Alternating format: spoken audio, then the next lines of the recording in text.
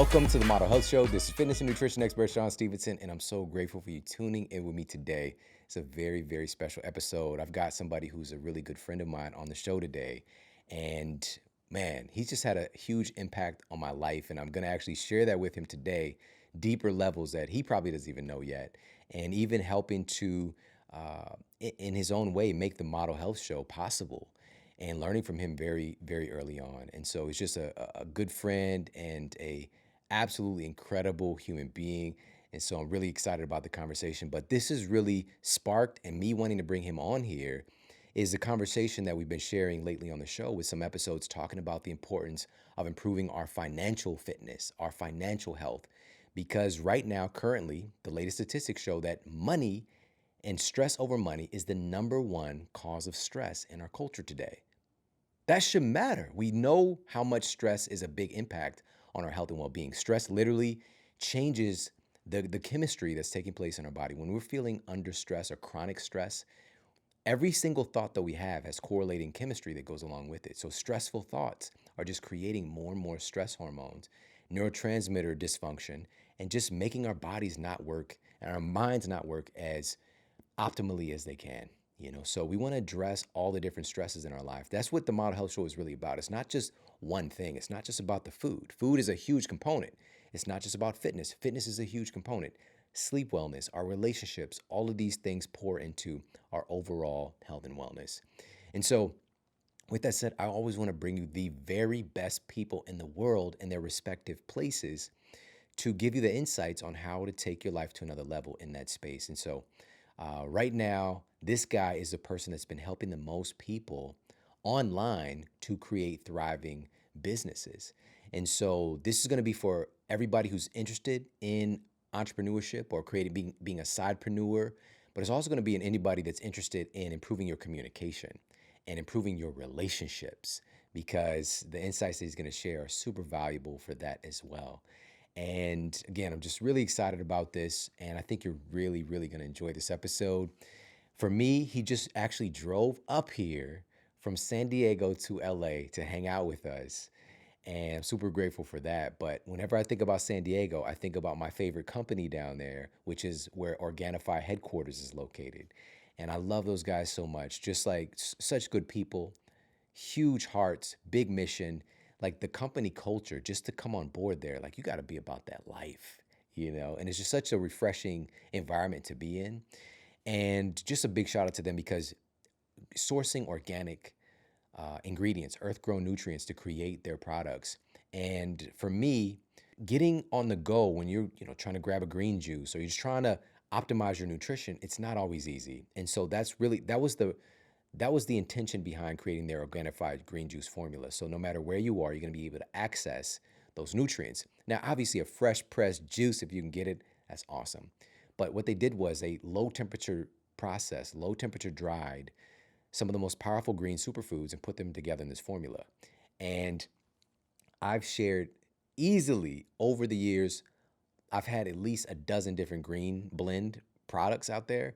Some of them taste like licking the bottom of a rusty horseshoe.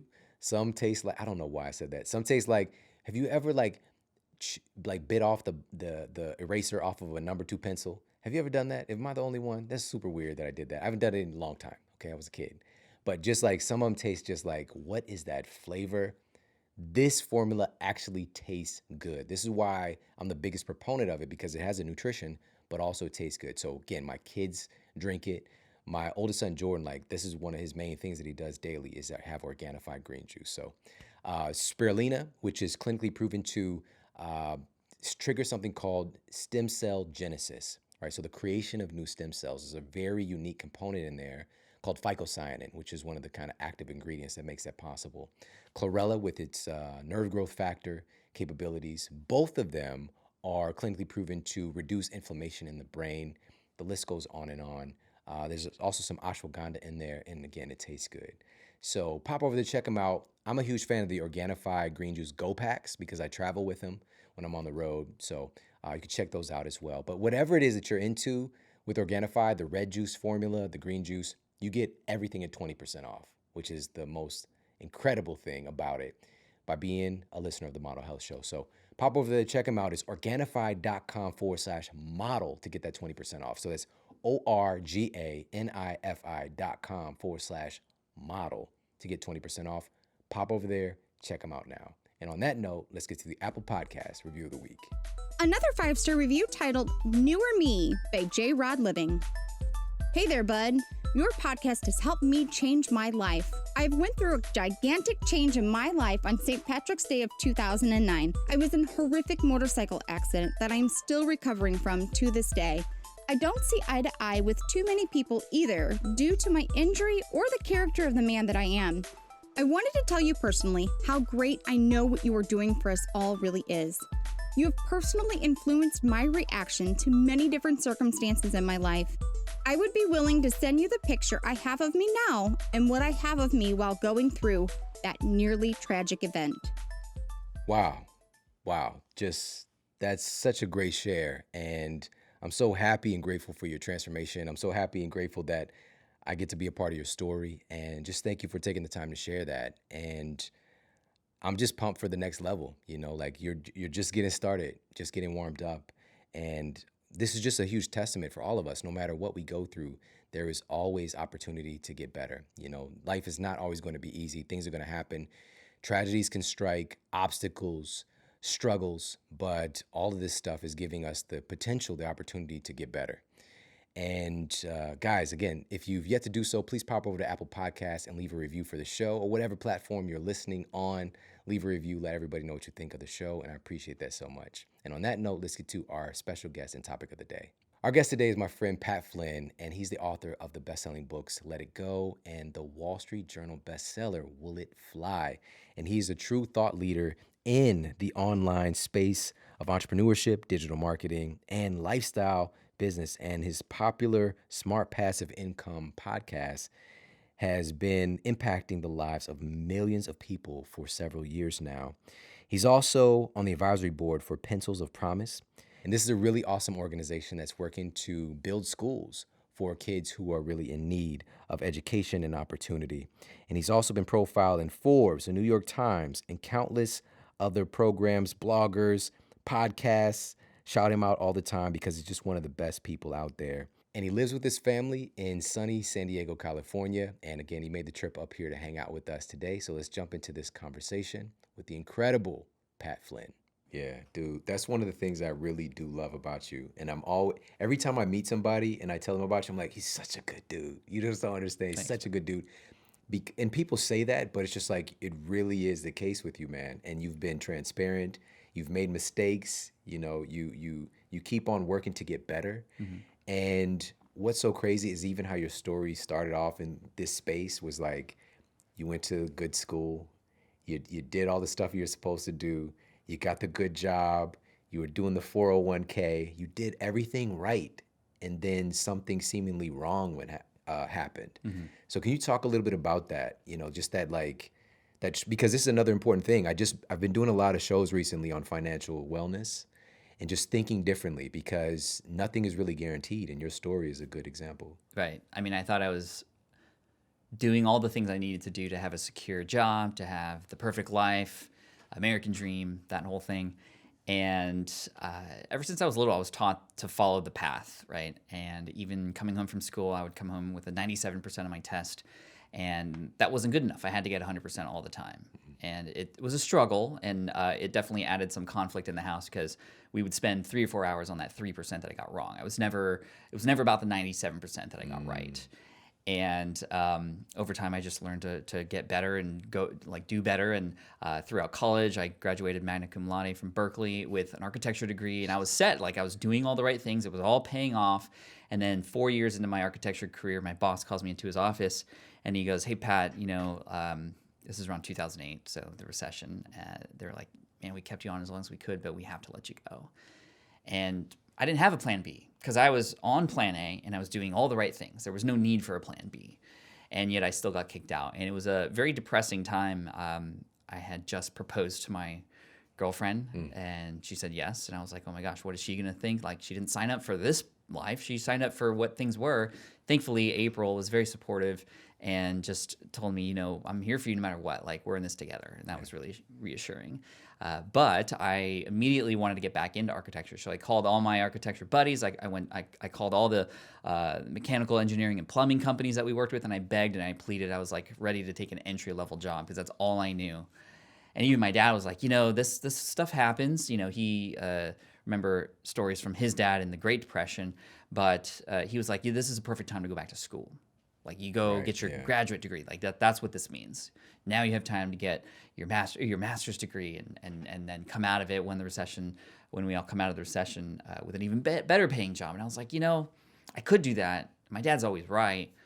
But I was like, I did everything what I was supposed to do, and it still didn't work out. I need to take control, right? If I fail, I want it to be because of my own faults, not because of something external, right? And the ultimate way to control your future is to be an entrepreneur, in my opinion, to control your own fate and to build something that serves others and then in return serves you and your family and the others around you.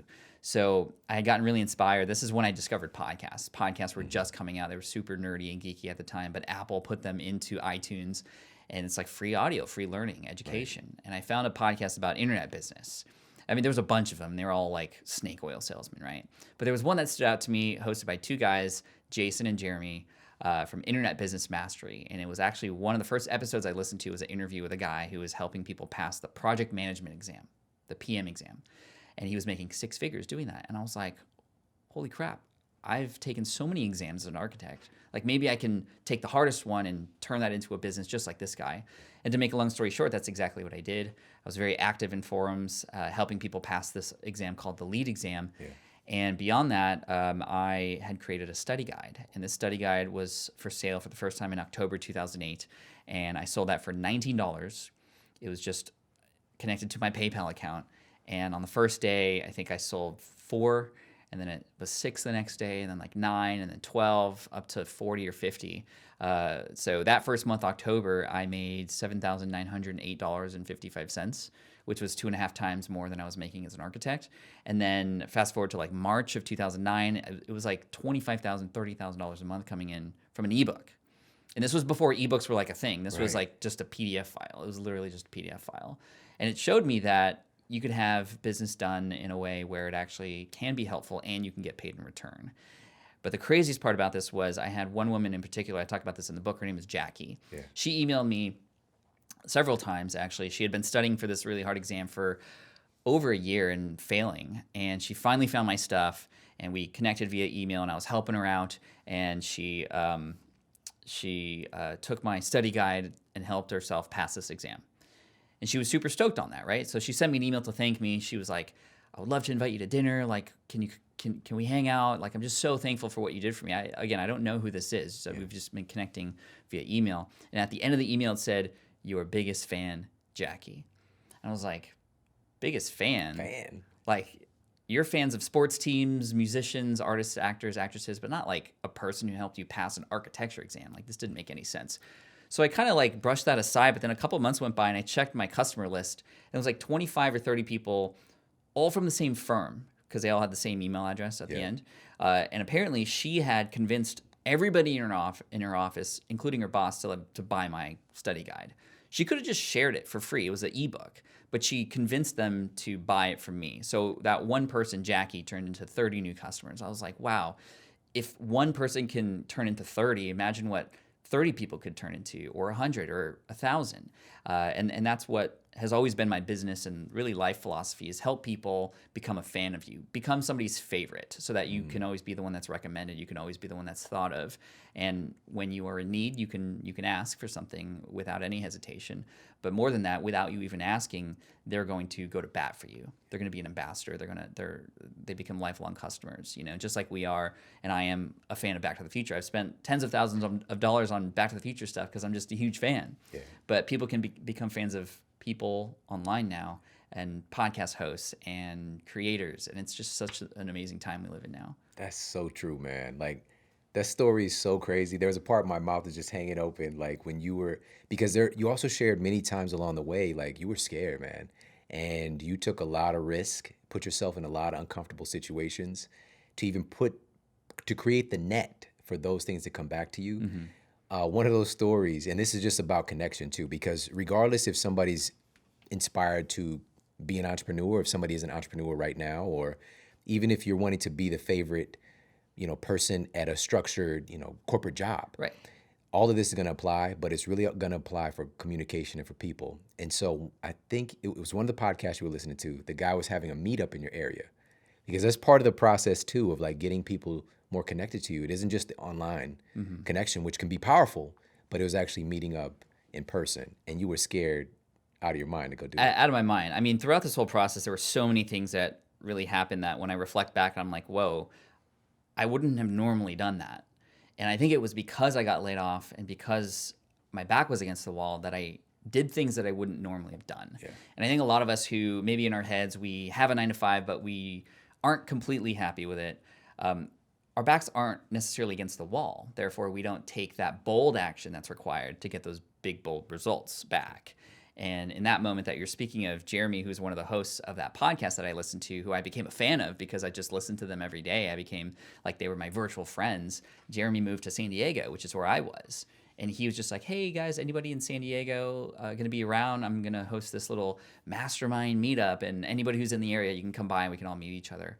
And my heart just started pumping when I heard that on the episode.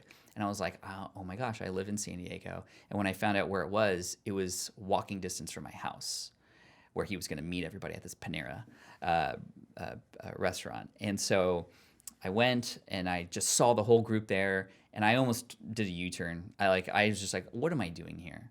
Like, I went to school for 5 years to be an architect, and I'm like this scrappy wannabe entrepreneur right now with these dudes who are much more successful than me. I won't have anything to contribute. But then I went and I turned back around and I sat down. I introduced myself as a fan of the show first. And they were like, oh, okay, we're going to go around and everybody's going to introduce themselves and what business they're in. I'm like, oh, man, like I have nothing to contribute here. So I listen in and one person's a copywriter making over $100,000. Another person's in the health space, like changing people's lives. And I'm just like, I'm helping people pass an exam. That's what I do, and I'm not making very much money. I just had advertising on my website at this time through Google AdSense or something, and it was my turn, and I'm like, hey guys, my mouth is dry. My name is Pat Flynn, and I have our architecture website, and I just teaching people how to pass an exam, and that was it. That's all I had, and they were like, okay, like tell us about your website. Like, how well is it doing? How much traffic are you getting? And I'm like, oh yeah, I'm getting like 4,000 people like coming to the website, and they're like, that's pretty good. Like in a month to have 4,000 people come, like that 4,000 people is a lot. And I was like, no, that's like 4,000 people a day. And they're like, their jaws dropped.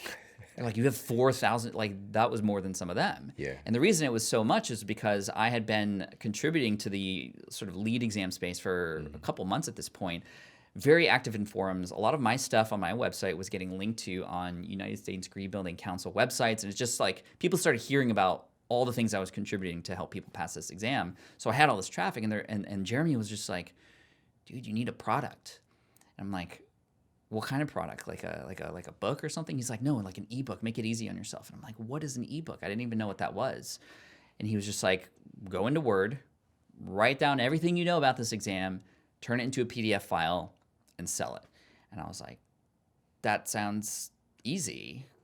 And I was like, okay. So I go home and I just start typing, and 2.5 months later, I have this 88-page PDF guide that then I sell through my website, and the rest is history. Yeah. So honestly, if I didn't muster up the courage to go, and that wouldn't have happened if I didn't have a reason to do that, then none of this would be the case. And even going back further, if I didn't get laid off, none of this would happen, right? So I'm so thankful that I got let go, even though that was some of the hardest times. And I've realized over time and time again that oftentimes the best things happen after something terrible happens, right?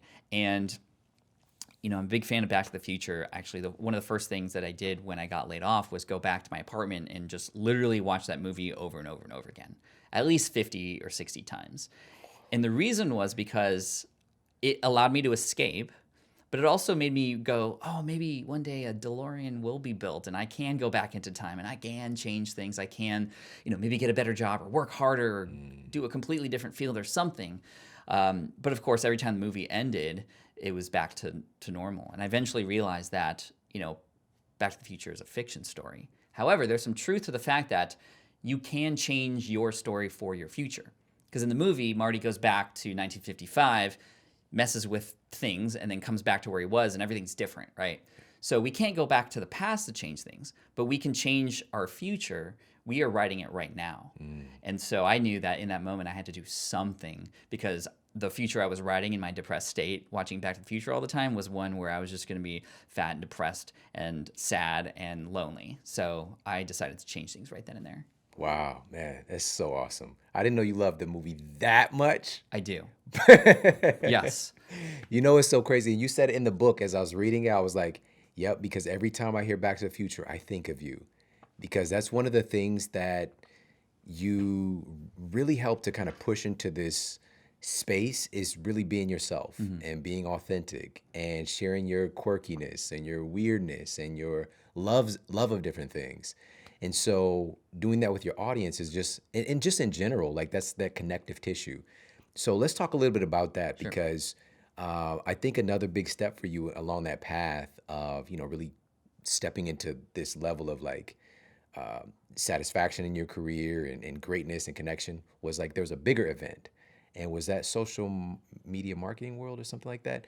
It was a big event. And you went, that's where you met the guy who had the kid. He said, I left my kids to come here. Oh, right. So this was back at Blog World Expo, Blog World, yeah. Which no longer exists anymore. But that's why I didn't know what it is. Yeah, Just nobody shut up. knows about it anymore. And anyway, a lot of great things happened at that event, the number of years it was going, a lot of connections. But I remember the first time I went, so scared, never been to a blogging conference before, didn't know what to expect, and just I saw all these super nerds who were just typing away and with their name tags, and I was like, this is so different. Thousands of people, right? So I'm sitting in the main hall waiting for the main keynote to start, and I don't know anybody at this point. I'm just looking around, trying to like connect to somebody, and then I just, hear a bunch of people start introducing themselves to each other. Hey, my name is this, where are you from? My name is this, where you're from. Just, we started like getting to know each other since we were in proximity, but honestly, I don't remember any of their names.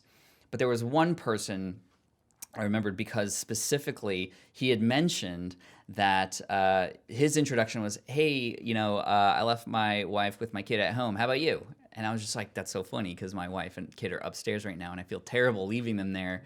And then he and I connected because of that. That little tiny fact brought us together, and we got to hang out the rest of the day. And he's not in the blogging space or doing any business anymore, but we still keep in touch with each other once or twice a year, which is kind of cool. And so I've, in my business, realized that there's power in sharing these little bits about yourself that have nothing to do with your business.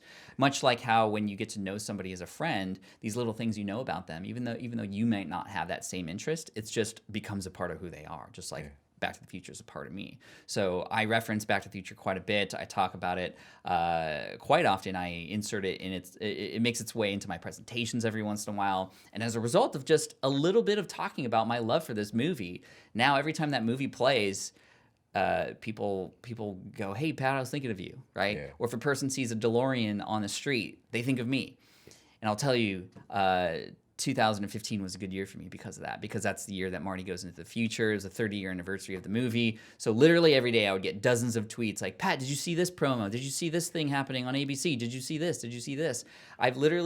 It's like Inception, right? Yeah. It's Inception, because now people are thinking of me without me even having to be there because of these connections. Yeah. It reminds me of like, even when I first started blogging, there was a blog that I followed simply because he also followed UFC. I was into UFC fighting at the time, and he would insert it into his social channels every once in a while. He's like, hey guys, I'm at the fight tonight. And that's it. That's all he would say. But I thought he was cool because I also liked it and he liked it too. And just that little connection brought me closer and deeper into his stuff. So this stuff, like a lot of people go, oh, okay, Pat, like I get it. Like share random facts about yourself. Like kind of, you don't have to share what you're eating for breakfast every single day, but just like whatever makes you, make sure other people know that too. Yeah. Oh man. Even now, like I know that you like Pokemon. Just today, because I gave you a little gift bag with some goodies in it, and you were like, oh, Pokemon cards? And then it just struck me like, oh, Pat likes Pokemon, but it wasn't like.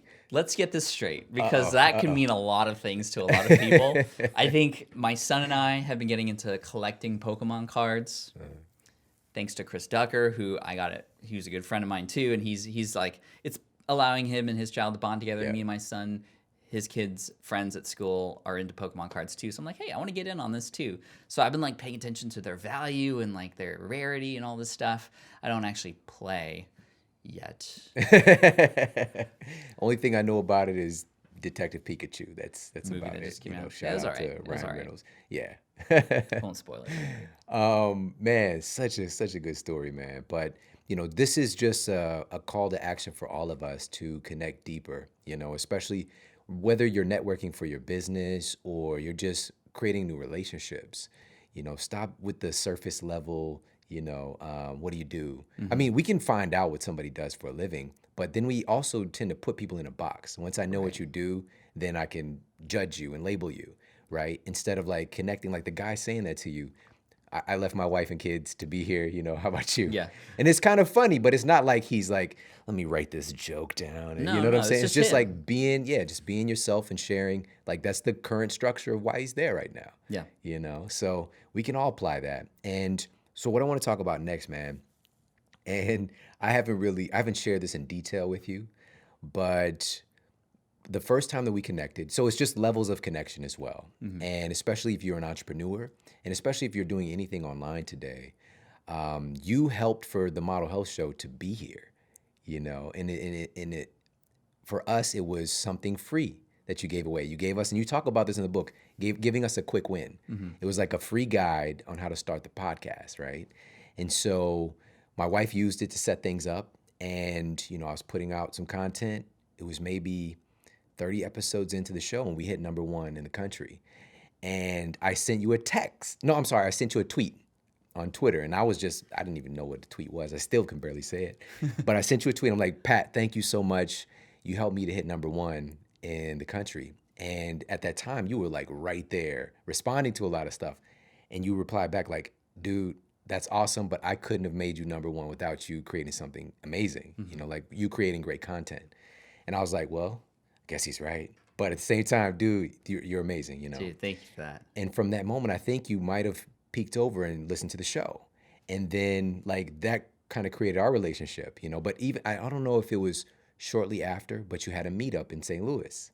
And I was like, let me go see this guy, you know. And so I didn't make a big deal. I just kind of dropped in, and you did all the things that you're saying. And people are just more and more connected to you because you made yourself more available in different ways, not just surface stuff. So you gave me something for a quick win, gave me value.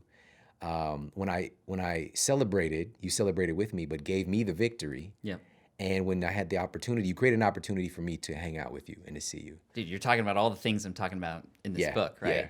So to start, the quick win. Quick wins are huge. I think all of us, especially people who are training others or coaching others, or we're building any kind of brand, even at work, you know, a great way to have people remember you, to become somebody's favorite, to be recognized is to offer a quick win. Oftentimes we try to help people in such a big, grand way that it becomes overwhelming. It becomes something that doesn't happen right away, and they might move on. So if you're trying to help somebody lose 25 pounds, why not start with 2 pounds and just give them that small, quick, good feeling, endorphins, so they can come in and get motivated to, remove the next 3, the next 4, the next 5.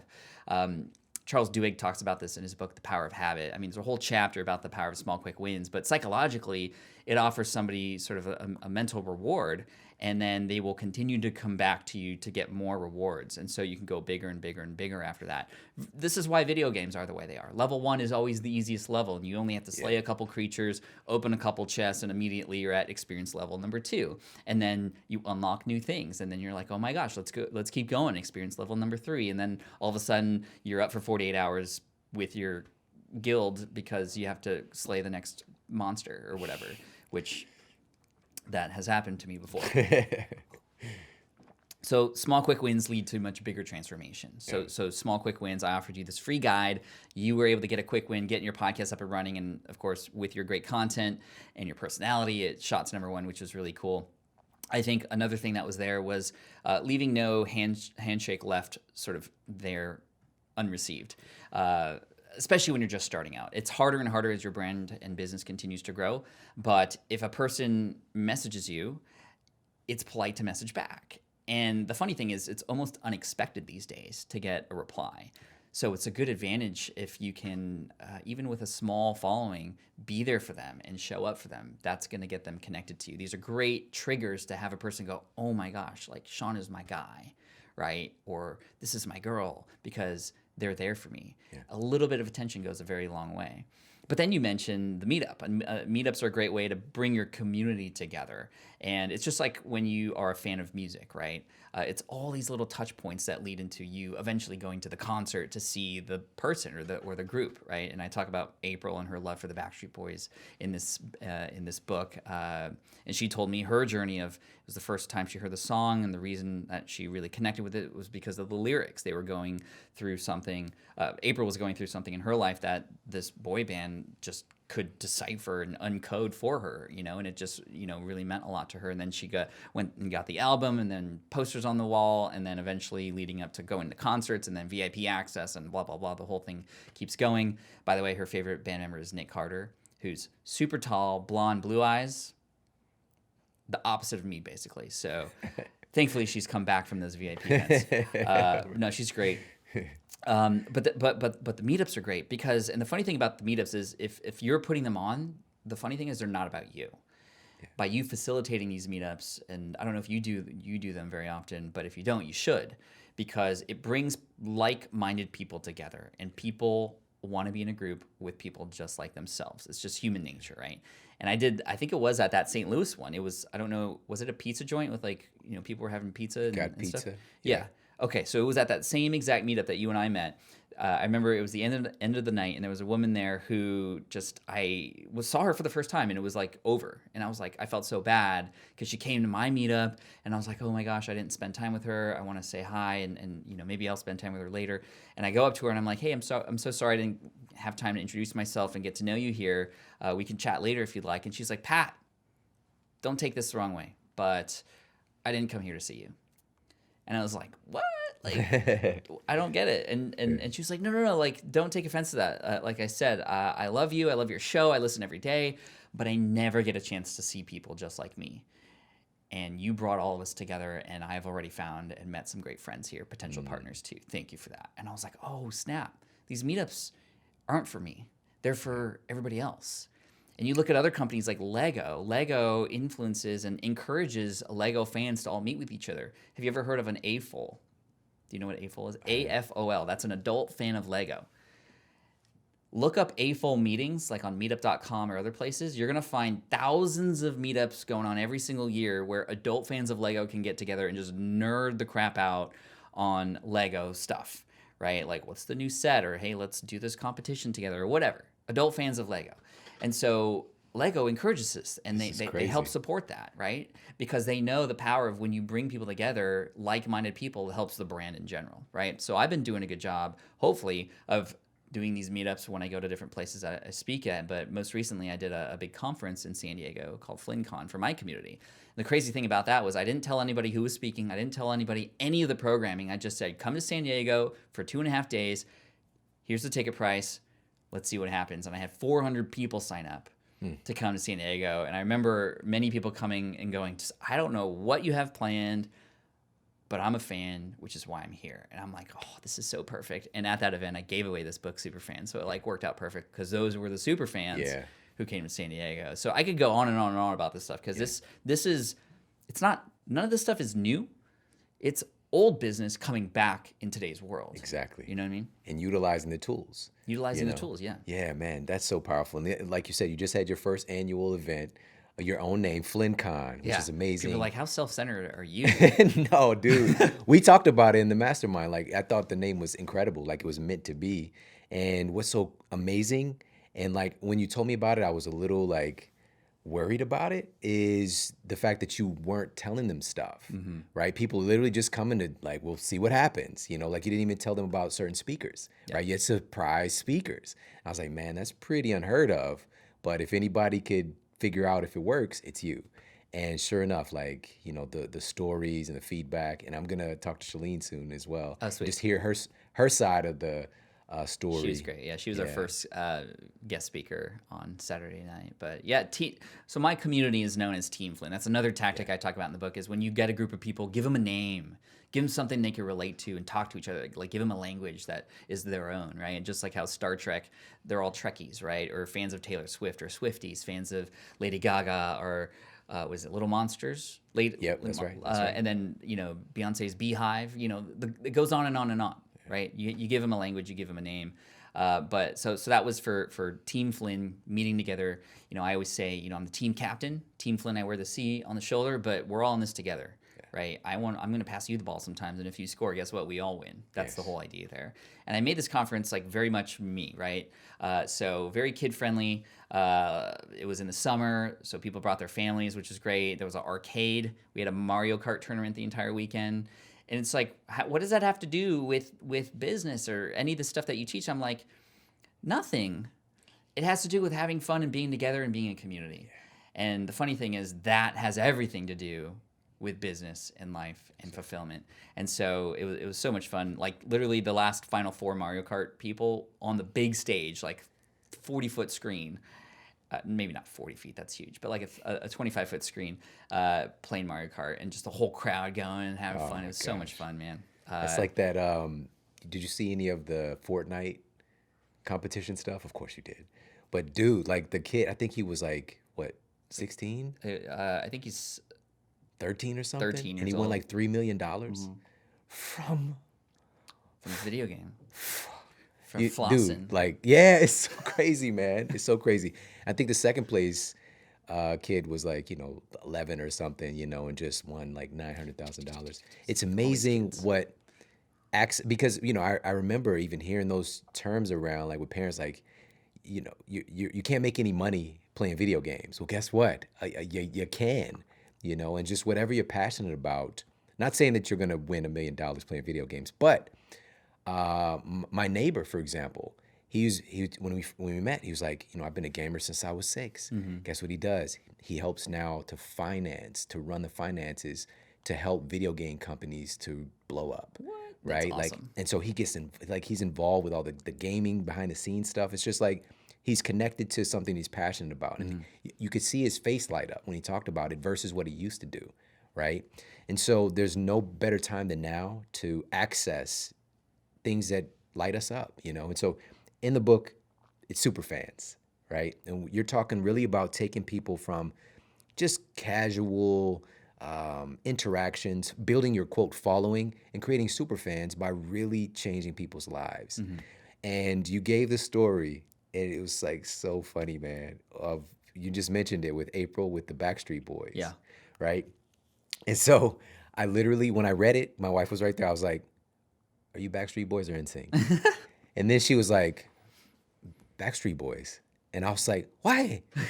And she was like, they just seemed like they had it together a little bit more. They were a little more polished and mature and, and just like, she just started going on. I'm like, okay, I got it. She analyzed this. Yeah. But, for me, it was TRL time, like I dug NSYNC a little bit. They had some swag. I knew Justin Timberlake was about that life. And then they had the song with Nelly and it just like took it over the top for me being from St. Louis, Yeah. But so for you, what did you see in your wife April's connection with the Backstreet Boys that really kind of helped to change your thinking with the superfan thing? Yeah, so when I was doing research for this topic, which initially was done for a presentation, so this book is actually a result of a presentation that is my most successful presentation turned into book form.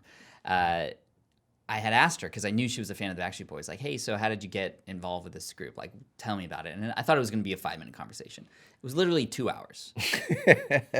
And it was just all the things that happened from day one that she remembered listening to their songs and all the things that she did leading up to what you never want to hear after talking to your wife to 2 hours about Backstreet Boys. She said the words you never want to hear after that kind of conversation. She said, I have something to show you. Oh. And I was like, holy crap, like some tattoo or something that I don't know about. And it was almost as bad. So she took me to the closet and took out this like bin.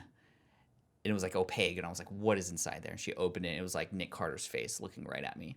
And I was like, oh, how much stuff do you have? It was like bobbleheads, concert programs, framed pictures, like all this stuff. And I was just like, oh my gosh, you are a super fan, and you've kept these things for years, and you still follow this group. And then she's still continued to follow them, and she will argue that they're better because they're still around and are still dropping albums and still selling out concerts, whereas NSYNC, half of them are in Sharknado or whatever, the movie. So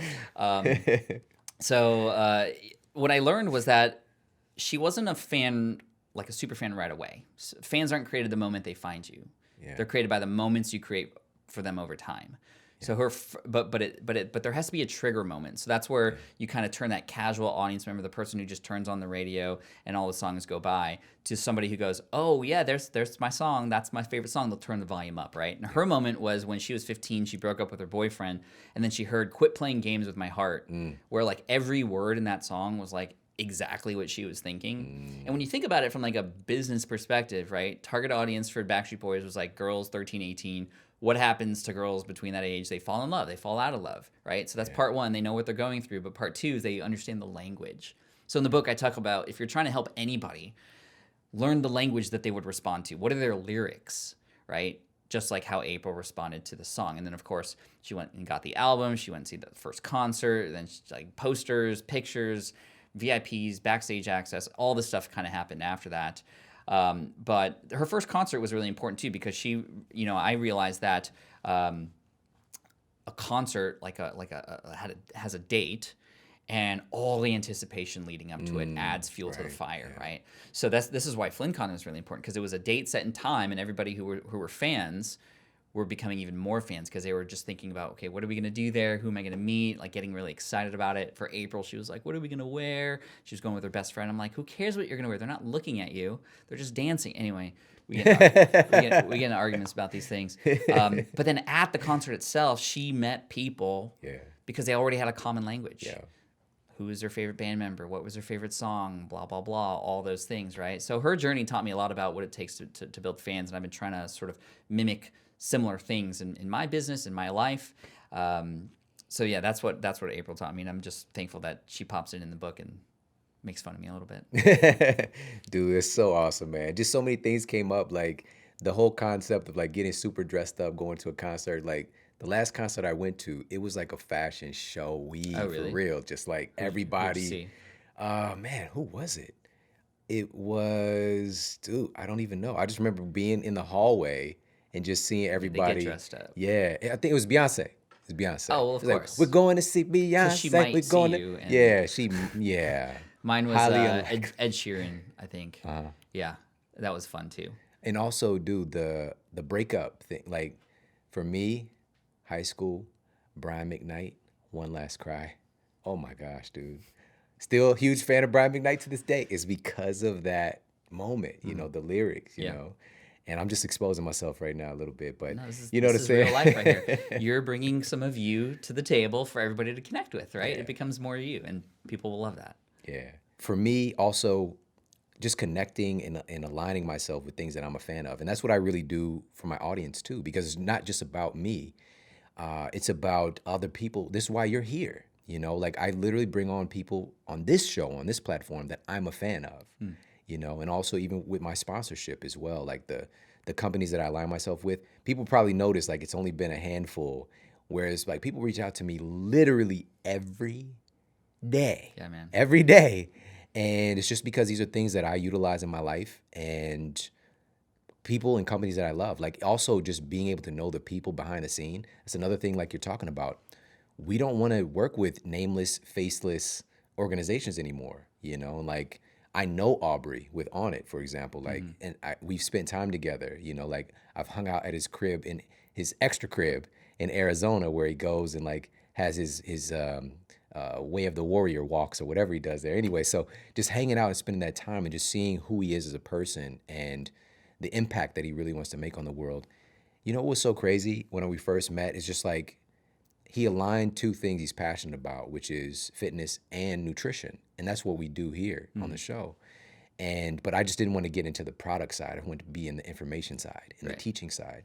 And so anyways, man, when you got here, gave you those gifts, Alpha Brain, which I was like, I had a feeling that you liked or that you utilized. I've used that before. Yeah, it works really well. It's crazy, man. For some people, it's just like that's their limitless pill, but for other people, it's nah. But this is why I big up the Alpha Brain. So as far as nootropic, number one is earth grown nutrients. So it's not like cousin Vinny in the lab somewhere whipping this up. Hate cousin Vinny. But they did a randomized double-blind placebo-controlled study on alpha brain. This was published in the Journal of Human Psychopharmacology, and they found that alpha brain does in fact increase your verbal recall, so your verbal recall memory, 12% versus a placebo. 21% faster completion time in executive function. And they replicated these results over and over and over again. So big shout out to Alpha Brain and Onnit. Pop over there, check them out. It's onnit.com/model. That's ONNIT.com/model if you want to get your brain gains. All right, check them out. Onnit.com/model. 10% off everything they carry. So, dude, customers, subscribers, followers, super fans. You created like a different pyramid, right? Yep. An inverted pyramid is like what we would see typically when we go to anything about entrepreneurship, this quote funnel. You're like, no, we need to really build up and go on a journey and really help people in a different way. Exactly. So I call it the pyramid of fandom. And it starts at the bottom, so the largest part of the pyramid. This is where most people spend their time. And this is your casual audience, the people who have kind of just found you, they just heard about you, they don't even know you really exist. Maybe they're there on your website or on your blog or socials because you answered a question or something, but they don't really know who you are yet.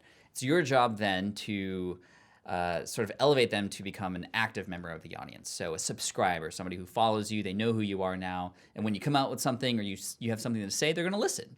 And they may or may not take action on that, right? But it's when you then level those people up to the smaller portion, but it's the community. We're close to the top now. It's the community.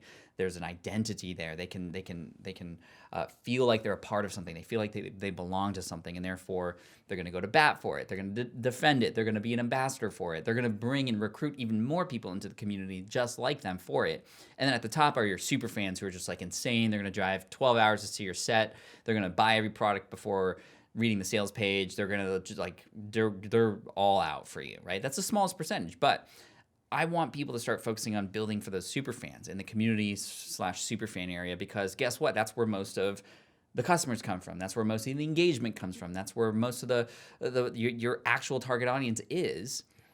But we're all focused on search engine optimization, Facebook advertising, blah, blah, blah, to get more people in from the bottom, to grow our casual audience, right? And the thing is, you have to work to get people up the pyramid. It's easy to get people to find you, but what happens after they find you? So you were talking about this other pyramid. If you invert this pyramid of fandom and you start at the top at is the widest part, it looks like a funnel now, right? And this is traditionally what a lot of marketers will teach, and it's still important, but I think we forget about the actual pyramid of fandom, which requires you to kind of go against gravity. The problem with the funnel is, okay, it teaches you to bring as many people in as possible at the top of the funnel, the traffic, and hope that just it automatically gravity will bring people down. So traffic, some of them will turn into email subscribers, some of them will turn into customers, right? That's the funnel. But the problem with that is we just only focus on the traffic. And like what happens to the user experience, right? And that's what I really want to focus on superfans. The analogy I like to use is if you're at a restaurant, like the worst thing to happen is you finish your water and there's no waiter, there's no waitress. Like you have to kind of ask for it and get up. That's the worst thing. And most people are good enough to not let their customers get to that point. But what most people are focused on when it comes to customer service and helping people have a good experience is they wait for the water to either be all the way gone before they refill it. And usually it's when a person is asking for it, right? The best customer service is the one that happens not reactionary, but proactive. Yeah. So before that water even gets halfway, you're already helping to fill it up, right? And that's the kind of business kind of interaction that I want to encourage people to do, because that becomes the small little thing that gets remembered and it doesn't even get close to becoming empty because you're always there proactively helping people. And there's so many ways to do this now in business. Like you said, we have access to all these tools now. One of my favorite strategies for just helping people feel like they're a part of something is to use your Instagram or Twitter DMs or your Facebook direct messages. Send a video message to somebody. It will literally take 10 seconds and just say, hey, I appreciate you for this. and thank you. And if you need any help, let me know. Boom, that's it. No agenda other than to just connect with that person and give them a little bit of your time. You can even do this while you're on a walk or something. It doesn't need to be highly produced. And the reactions are just incredible because nobody else is giving them even an ounce of their time, and you're giving them a little bit of time in a video, right? And what you're doing here, as my buddy Jordan Harbinger says, is you're digging the well before you're thirsty. Because if you are digging the well when you're thirsty, it's already too late. Yeah. And so what most people do is they do all the outreach when they need something. And that's too late. You need to do the outreach. You need to make these connections ahead of time for no other reason than to just establish these relationships and show people that you actually care about them and that they belong to something. So awesome, man. So awesome. And there's so many tips and insights like that in the book. I mean, it's beyond valuable. It's just, and the thing is, of course, it's still just executing on the things, and also the funny part is a lot of it's fun. A lot of it is, again, it's really, really simple. Some stuff is not easy. Like you gotta, like you said, like you're going against gravity, but at the same time, and one of those things, and I know it was a struggle for you as well, but for me, definitely, I'm still kind of dealing with it and processing it because I wanted to, in the early days, 5 years ago, 6 years, I've been in this space for 17 years, but like online, like 5 years ago, I was like replying to everybody, every message that came in, because I wanted them to hear from me and just to know, like, man, like, because it's still, even to this day, it blows my mind that people, like, that they're, connecting like that, And so, like, literally at Target just the other day, we just got here to LA, we're at Target, and shout out to the person who's listening, because she just kept it moving. She was like pushing her cart, I was pushing my cart. She was like, I love your show, by the way. And her husband was like, what show? Who are you talking to, this guy? He was joking, but it's just like, I didn't think it was funny. But no, I'm just kidding. You guys are awesome. Well, you are pretty threatening. So. No. And so, just having that experience, it blows my mind. And I want to make sure that people feel like, please come talk to me. I'm not like on some Christian Bale or whatever. He might be nice. I don't know. But, I'm not on that. Like, I genuinely, I do this for you. And so being able to respond to all the messages, though, I mean, like, literally, it gets into the thousands. And it's just like, there literally isn't enough time if I want to be able to, see my child. You know what I'm saying? So what do people do when first of all, it's an advantage when you're just getting started, right? So let's talk about that, and then talk about, like, what do you do once things get you just can't scale it. Right. Being small, starting out, is a huge advantage for a number of reasons. Number one, you actually have a smaller but more core audience that you can focus on and give them more time and attention. If you only have, for example, 50 people who follow you on Twitter, you have the opportunity to get to know 100% of your audience, right? And the benefit of that is you now have an understanding of the kinds of people who follow you and their problems that they might have and the solutions that you can create for them. And where there are 50, there are likely 500, likely 5,000 or 50,000 of the same kinds of people who are going through the same kind of life. And so that's a huge advantage. Another huge advantage of being small is you have the ability to come in fresh into a space and bring something new. A lot of the other companies or brands or people who are just in a space for such a long time, they get so jaded by being so inside that space. And you are coming and you're able to read the label from outside the bottle. Some of these people are inside and they can't read what's going on. So you have the ability to come in with something fresh and new and exciting, perhaps even, so a classic example is somebody who's trying to build a physical product on a physical product to sell. Go to Amazon, find similar products, look at the 3-star reviews. You get to see from the people who are buying similar products what they like and what they don't like. The reason I say the 3-star reviews is because those are the most honest. 1 stars are maybe something went wrong, or 5 stars, you never know, they're just automatic 5-star people. But 3, they will literally tell you, here are the pros, here are the cons. So now you can come in later, but go, okay, I'm gonna focus on just creating all the things people love and removing myself from things that people don't like. So you have an advantage of being small, but when you scale up and you grow, it's tough. And I remember I only wanted to be a solopreneur, and that's it. I didn't want to hire people. I wanted to keep it small, but my brand continued to grow. And I got to this point where I was getting stretched so thin that I was either going to burn out or I was either going to let a lot of people down. And so what ended up happening was I let a lot of people down. So I ended up getting to a point where my inbox was at 10,000 unread emails. And then every new email that came in, I was just like, oh, I'm sorry. I'm not going to ever get to you. I apologize. And it just was like, wow. So eventually I learned that there are people out there who can help you manage these kinds of things, right? Just like how there are people who you could hire to help keep your home clean, or people you could hire to help you schedule your appointments or whatever. And so I hired somebody to help me manage my email, not to pretend to be me and reply, but to just reply on my behalf and to let people know that we got your message, number one. That's like the most important thing, that their message was received. Because how many times are people sending messages just left unanswered, right? So that's step number one. Even if it's not you, having a person know that your message is received is good. Number two, when they get the answer that they've been looking for, amazing. And so I realized that I don't always have to be the one to share the answer. And number three, there's other tactics you can use, like, an FAQ page on your website, or one thing I love to do is create podcasts that answer very specific questions and or videos. So now my assistant, Jessica, she's amazing, and Ebby as well has come on to help because we've grown even bigger, is when a question comes in, and of course we always know what the most common questions are, so we create videos about them. We just go, oh, we've already answered that. Here is a link to that video for you to answer that question for you on how to set up your podcast or whatever.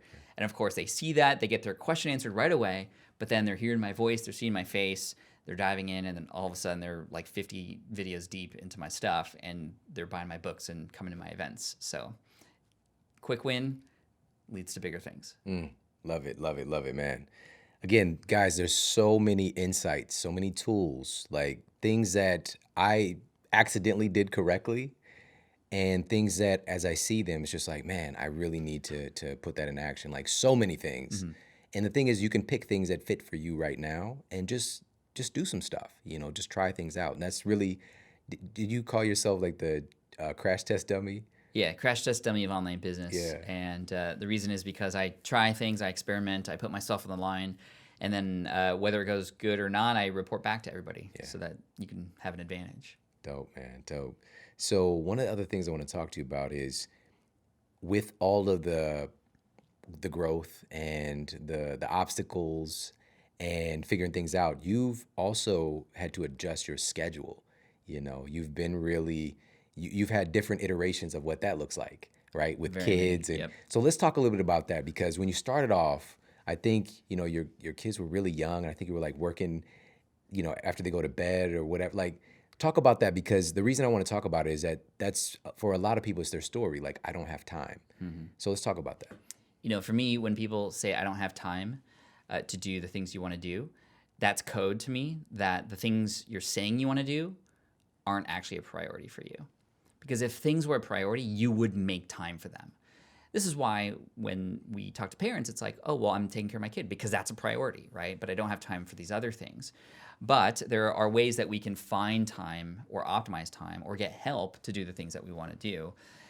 So going back to my story, actually, before we had kids, it was me and April, we got married, my business was taking off, and I was a night owl. I was working late nights because I just was hanging out with April all day, and we're traveling. And so 9 p.m. to 2 a.m. was my work schedule, right? And I was cranking, getting things done. But the problem was I was just learning how to be an entrepreneur and learning how to control my brain, because the problem was I was thinking about my business all day long. And I remember April and I were in a conversation once, and we were talking just like this, and her mouth was moving, but I wasn't listening. I was thinking about the next email or the next product or the next thing that I had to do in my business. And it got so bad that at one point, April called me out on it. She was just like, you're thinking about your business right now, aren't you? And I was like, no. So she was like, okay, what did I just say? And I was like, you're thinking about your business right now, aren't you? And that was not a good, the couch was not very warm that night. But it was good that she called me out. I'm so thankful for her because she does that. She keeps me on track. And what came out of that was we needed boundaries. We needed actual time boundaries. Even though I had, quote, escaped the 9 to 5, I still needed some hours to mentally check into what I needed to do and check out of that work so that I could check in with my wife and then later my family. So I'm very thankful we had that conversation at that point in time, because April was pregnant and we were going to have kids. And how many times do we see people on their devices today or working when their kids like, daddy, like, I have something to show you. No, like, let me finish this first. No, that's not okay. So I've learned, and I'm very thankful that April, had set me straight early on with that. But of course, then we have kids, and sleep schedules are just insane when you have kids because you have no idea what's going on, and you're just sleeping whenever you can. And so that was tough for both me and April, and I'm thankful that I was there at home to support her the entire day to relieve her, and vice versa. But still, it's just tough. And I think once the kids got into a regular sleeping schedule, a year after they were born, then it became sort of regular again. But then I started to shift, thanks to our good friend Hal Elrod from The Miracle Morning. He sent me a couple copies of his book, The Miracle Morning, when I was engaged. And I looked at the book and I just laughed. I was like, before 5 a.m., like, no way. I just put him on the shelf. But then I started listening to a lot of podcasts like Tim Ferriss and just all these. Like, Tim is great because he asks a lot of people who are on his show, like, tell me about your routines, tell me about your rituals, right? And every single successful person on his show was talking about their morning routine and how important their morning routine was. And I was like, morning routine? Like, I'm a night guy, but all these people that I really respect are doing it. So let me try it out and experiment. And I pulled up the book, I read it. So I started to experiment with it. And after 2 weeks, I was a morning guy. I would wake up at 4 a.m., work on myself before I had to work on anybody else. That meant meditation, journaling, exercise, affirmations, visualizations, and those kinds of things, a little bit of reading. And then by 7 a.m. when the kids and my wife got up, I had already accomplished so much that if I didn't do anything else in the day, like, I'd still be happy, right? But of course, those little wins lead to bigger ones, and you just accomplish so much more that way. I've had to learn how to say no to certain shows that are on at night so that I can go to bed earlier. But the benefit of sleeping earlier and sleeping well, thanks to Sleep Smarter, by the way, and The Miracle Morning has been just huge for me in my creativity. So ever since then, I've learned to have more of a morning routine. And then still less work in the afternoon because the kids were at home.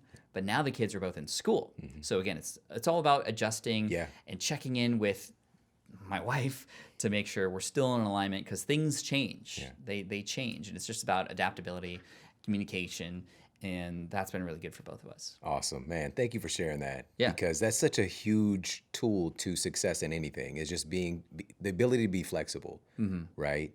And because things are going to happen, like, life is not constant. Right. The only consistent thing in life is change, yes. And so just being able to pivot and to adjust, you don't have to necessarily change the direction that you're going or the ultimate outcome that you want, but being able to be flexible is definitely going to help you to get there eventually. So, man, thank you for sharing that. Listen, so first of all, where can people find the book? Are there any bonuses? Yeah. So actually in the book, there's a bonus companion course that'll give you some more in-depth knowledge about the different strategies and exercises. At the end of each chapter, there's also exercises so you can actually do the things that I'm teaching you. And I'm just so thankful because I've written 3 books. This one is getting, I think they're all great, but this one is getting by far the biggest response. Like, people actually implementing and doing things right away and getting results immediately, which is just so cool. I think this is going to be a big book in a lot of people's bookshelves, hopefully. And thank you for allowing me to come on here and share it with your audience. You can get it on Amazon, obviously, but Barnes & Noble as well. I think at some point it'll be available at airports, apparently, which is kind of cool because this is still a self-published book. It's self-published, but working with a team over at New Type Publishing to help distribute it into those places. So very cool. I was at Barnes & Noble near where I live in San Diego to go in, and I just wanted to see the book there, right, and check it out. So one thing that you can do, and I don't know if you've done this already, but if you find your book at Barnes & Noble, you can ask them to sign it, and they'll put a little sticker on it that says, like, autographed copy, right? So I was like, okay, I'm just going to sign a couple copies there. And I find my book, and I open it, and there's a note inside. And I'm like, what? Okay. And I read the note, and it's from my dad. Oh, my. And it says, I highly recommend this book. This is not a biased opinion. Love, Pat's dad, John. Oh. And I was just like, holy crap. Like, this is like crazy. And so my dad had gone into Barnes & Noble, wrote a little note in there to help me sell my book. And then I saw that, and I read it, and that was really cool. I took a picture. And I signed the book, and I put it back with the note on the shelf. So that was a really cool moment for me. But yeah, Barnes & Noble, Amazon, check it out. Thank you so much. it's a labor of love, and I think that this is what business and relationships should be about from this day forward. Awesome. Thank you, man. I appreciate you so much. And I get to talk to you pretty much every week, and you continue to inspire me. And I love the fact that, again, you ask questions, and you test things, and you share it with all of us. So you're somebody who inspires me, and I want to be able to bring you on here to provide some inspiration, but also some tools. There's so many tools in this book, and just super happy for you, man. Thank you. Thanks, man. Appreciate you. Awesome. Everybody, thank you so much for tuning into the show today. Listen, the time is now truly to take action and to cultivate stronger relationships to the degree that you're creating superfans. So this could be in your current place of employment. Today, I just saw a story where a guy he was going through a rough time, but nobody knew this. And he was traveling through the airport, and this was Christmas Eve. He was trying to get home to his family. He stopped to get some coffee, and the woman at the counter, she instead of saying, "Can I take your order?" or "What would you like?" she said, "Hi, my name is Susan. What's your name?" And he was like, "Oh, this is weird." And he shared his name, and they had this really interesting interaction. She said, "Oh, so where are you going? Where are you flying to?" He said, "Cleveland." And she was like, "Is that you're going to spend time with your family for the holidays, aren't you?" And he was like, "Yeah, I am." But it just continued to throw him off a little bit that she was so interested in him and engaged with who he is and his well-being. Anyways, got his coffee. She handed it to him. She said, "Listen, after you get home, experience your experiences, and come back through this airport, I want to hear all about how your holiday went with your family. So please make sure to come by and say hi." And he just was like blown away, and he just started walking away, and he stopped, and he was like, "You know what? I got to ask her a question." He went back and asked her, "What makes you so happy to connect with people, and just through giving them coffee and selling coffee?" She was like, "No, no, no." And she stopped him. She said, "I don't serve coffee. I pour people happiness every single day." And in that moment, he realized really the level that we can take things to. Even if we're, quote, just serving people coffee, we can create super fans. All right. So no matter what business you're in, no matter what career, no matter what job, whether you're an entrepreneur or not, these tools will help you to create a better life. All right. And that's what it's really all about for yourself and for other people around you. So make sure to check out Pat's book, Superfans, everywhere books are sold. And we've got some crazy stuff coming up for you. So make sure to stay tuned. And whatever you're a super fan of, I want you to post below this video if you're watching on YouTube. Tell me what you're a super fan of. I'm a super fan of Marvel, all right, the Marvel Cinematic Universe, all right. Pat's a super fan of Back to the Future. What are you a super fan of? Let me know in the comments below, and me and Pat will check it out. And by the way, guys, if you really are passionate about health and wellness, and you're also passionate about helping other people, then this is really the time to take action and to make that pivot, because that can be the thing that you do every day with your life. And coming up here in just a couple of weeks, no matter where you are in the world, you can join me for this. I'm going to share with you a foolproof system, 5 specific steps that you can utilize to really create a brand new life that you love as a health coach. All right, so you can pop over right now, get your seat early, and again, you can join in from no matter where you are, from your phone, from your computer, and be able to take advantage of this and learn about this incredible, thriving field. This is one of the top 5 fastest growing fields. And so that's transformationalnutrition.com/love life. All right, together is one word, love life. Transformationalnutrition.com/love life. So you can join me for this live meetup. All right. And I think you're just going to have a great time. We're going to be able to hang out, connect, and I'm going to be sharing some seriously powerful insights that you can utilize. Specifically, if you want to get into this field of health and wellness, if you're in the field of health and wellness already and you want to take things to another level, or if you're just interested in connection and community and you want to come and hang out with me live, go to transformationalnutrition.com/love life. And again, we've got some powerhouse episodes coming your way, so make sure to be ready.